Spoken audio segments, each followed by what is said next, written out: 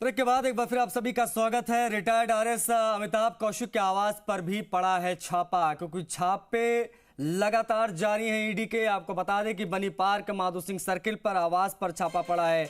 आवास पर सीआरपीएफ के जवान तैनात किए गए हैं। आपको बता दें ईडी लगातार एक्शन में है। तस्वीरें मौके की आ रही जो हम आपको दिखा रहे हैं इस वक्त। रिटायर्ड आरएस अमिताभ कौशिक के आवास पर छापा। बड़ी खबर आपको बता दें, बनी पार्क माधो सिंह सर्किल पर आवास है। आवास पर सीआरपीएफ के जवान तैनात किए गए हैं। हमारे सहयोगी दीपक हमारे साथ लाइव कनेक्ट है, उनसे बातचीत करेंगे। दीपक, किस प्रकार से ये कार्रवाई यहां पर देखने को मिल रही? रिटायर्ड आरएस अमिताभ कौशिक के आवास पर ये छापा पड़ा है, इनकी क्या इन्वॉल्वमेंट?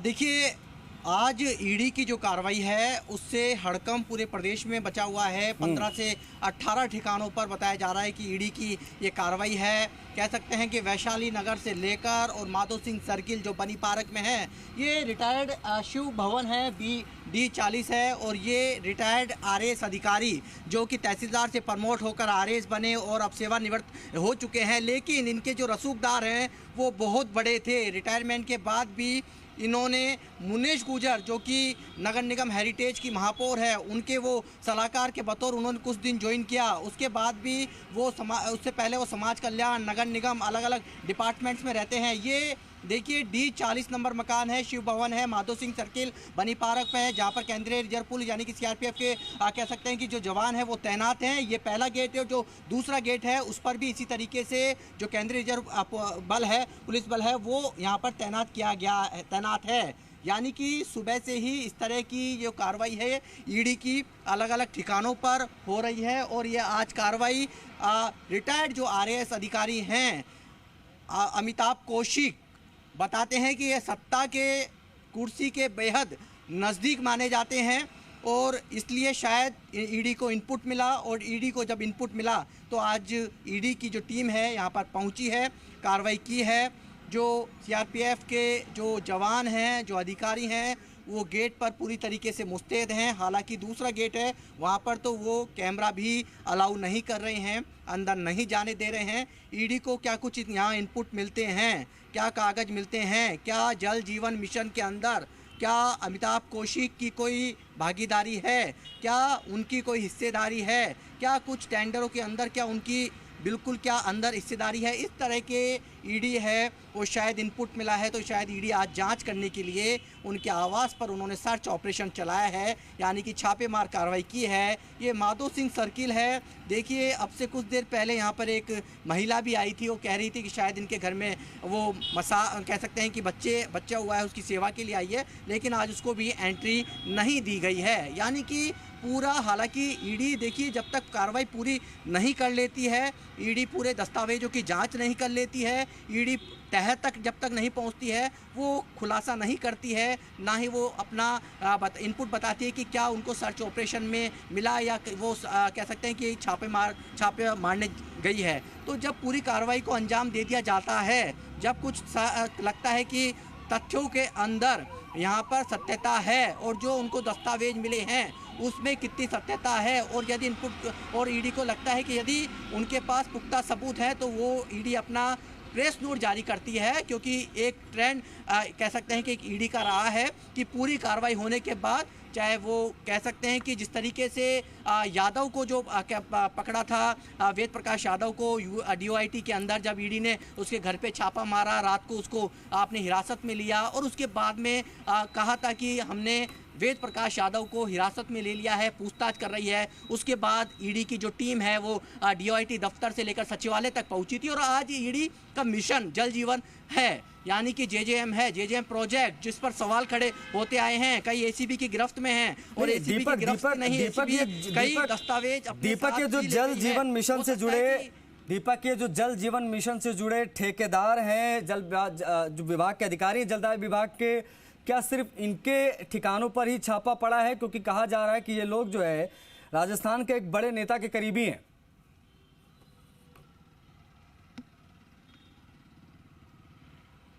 बिल्कुल आपने ठीक कहा है। और जिस तरह की जानकारी आ रही है, क्योंकि जिस तरह का पता चला कि आवास अमिताभ कौशिक का है। अमिताभ कौशिक सत्ता कह सकते हैं कि सरकार में अलग अलग पदों पे रहे हैं, और जहां जिन पदों पर वो रहे हैं, वो जिस कुर्सी पर बैठे हैं वहां के मुखिया के वो बेहद करीबी भी रहे हैं। और माना जा रहा है कि जेजेएम के जो राजस्थान के जो प्रोजेक्ट के जो मुखिया हैं उनके भी करीबी बताए जा रहे हैं। हो सकता है इस तरह का इनपुट है ईडी को मिला, और ईडी ने यहाँ पर उनके आवास पर छापामार कार्रवाई की। लेकिन ईडी ने दोनों गेटों पर जवान तैनात कर रखे हैं। और इतना ही नहीं, ईडी की ये कह सकते हैं D40 नंबर मकान है, देखिए बंगला है और बड़ा सारा है। और माधो सिंह सर्किल इसे कहा जाता है, कलेक्ट्रेट सर्किल का अगला सर्किल है माधो सिंह सर्किल। और यहाँ पर ईडी ने अपनी छापेमार कार्रवाई यहाँ पर की है। क्या ईडी को कुछ तथ्य मिलते हैं? क्या जो जेजेएम के जो प्रोजेक्ट से जुड़े जो इनपुट क्या जब ईडी को मिले, तो क्या उनके आवास पर उसके दस्तावेज, या कह सकते हैं कि कितना इन्वॉल्वमेंट जेजेएम प्रोजेक्ट में ईडी का रहा? अमिताभ कौशिक के क्या तार जुड़े हुए थे जेजेएम प्रोजेक्ट से? इन पूरी तथ्यों की जांच और ईडी के कह सकते हैं कि बयान के बाद या उनके औपचारिक जो प्रेस नोट आता है उसके बाद क्लियर हो पाएगा कि अमिताभ कौशिक जो कि एक चीज और दीपक स्पष्ट कर दीजिए, एक चीज और दीपक स्पष्ट कर दीजिए दीपक, या फिर क्या जी दीपक एक चीज और स्पष्ट कर दीजिए कि क्या पीएचईडी के मुख्य कार्यालय और जो विभागीय कार्यालय हैं इनके खुलते ही क्या इनके इन जगहों पर भी ईडी पहुंच सकती है कार्रवाई करने के लिए, यहां पर भी जा सकती है?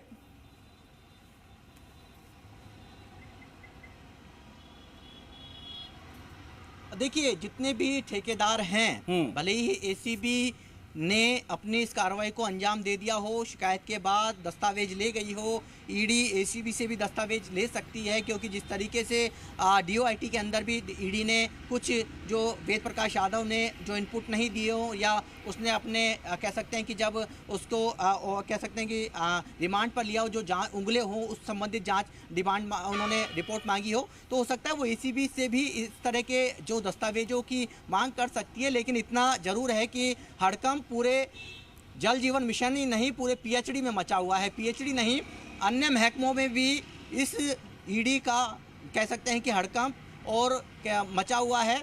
और आज शुक्रवार का दिन है, हालांकि देखिए वर्किंग डे है, लेकिन वर्किंग डे पर जब सुबह सुबह ये खबर आई कि आज ईडी की अलग अलग करीब 2 दर्जन के 1 से 1.5 दर्जन ठिकानों पर ईडी की कार्रवाई है। आपने देखा होगा कि कल्याण सिंह कविया जो बिल्डर हैं, बताया जाता है कि कॉलोनाइजर बताते हैं, और इस तरह का बैकग्राउंड सामने आया है, और उनके भी ईडी की कार्रवाई है। और दूसरी तरफ D40 जो शिव भवन है, यहाँ पर अमिताभ कौशिक जो रिटायर्ड तहसीलदार से प्रमोट होके रिटायर हो चुके हैं, आरएस सेवा में रह चुके हैं, नगर निगम में उपायुक्त के पद पर रह चुके हैं, समाज कल्याण विभाग में रह चुके हैं। तो रिटायरमेंट के बाद उन्होंने नगर निगम हेरिटेज में मेयर के सलाहकार के पद पर रह चुके हैं। और बताया जा रहा है कि टेंडर हो या खुदाई, बताया जा रहा है कि अमिताभ की इसमें ठीक है। मैं लौटूंगा, मैं दीपक लौटूंगा और आपसे बात करूंगा, समझूंगा कि क्या उन फाइलों को भी खंगाला जाएगा जिसमें जो है पाइपलाइन जो बिछाई जानी थी, जिसमें भ्रष्टाचार की बात सामने आई थी कि लगानी थी कोई पाइप, लगा दी गई पुरानी पाइप, किसने खरीदा, कैसे टेंडर जारी हुआ, किस प्रकार का क्या घोटाला हुआ, इस पर किस दिशा में ईडी बढ़ेगी आगे। लेकिन मैं विनय का रुख करूंगा। विनय, ईडी की कार्रवाई लगातार जारी है, हम देख रहे हैं, लेकिन क्या जो अभी हाल ही में गिरफ्तारियां हुई थी जिसके बारे में हम लगातार चर्चा कर रहे हैं, क्या उनके भी ठिकानों पर एक बार फिर से ईडी जा सकती है? पहली चीज ये। दूसरी चीज ये कि क्या उनको भी रिमांड पर लेकर पूछताछ इत्यादि यहां पर ईडी कर सकती है जरूरत पड़ने पर?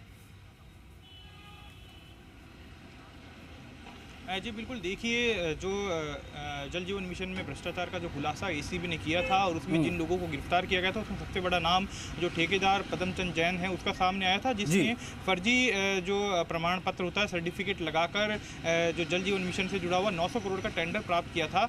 और उसके साथ ही उसके साले का नाम भी आया था, और साथ ही पीएचईडी विभाग के कई अधिकारी भी उसमें सामने आए थे, जिनको एसीबी ने गिरफ्तार भी किया था और जो अभी जेल के अंदर मौजूद हैं। वहीं आज जो ईडी ने कार्रवाई की है, तो ये माना जा रहा है कि जिन लोगों को पहले गिरफ्तार किया जा चुका है उनको भी ईडी अपने रडार पे ले सकती है। हालांकि जो गिरफ्तार हुए हुए आरोपी हैं वो अभी जेल के अंदर बंद है। तो ऐसे में उनको जो रिमांड पे जो ट्रांजिट रिमांड होती है उस पर लेकर ईडी पूछताछ कर सकती है और उनके ठिकानों पर भी कार्रवाई की जा रही है। जिस तरह से सामने आया कि शाहपुरा में जो कार्रवाई की जा रही है वो उसी जो एक ठेकेदार है उसके आवास पे की जा रही है जिसको एसीबी ने गिरफ्तार किया था। तो ऐसे में वो तमाम लोग जिनको पहले एसीबी जल जीवन मिशन से जुड़े हुए घोटाले में गिरफ्तार कर चुकी है वो अब ईडी के ठिकाने पर हैं।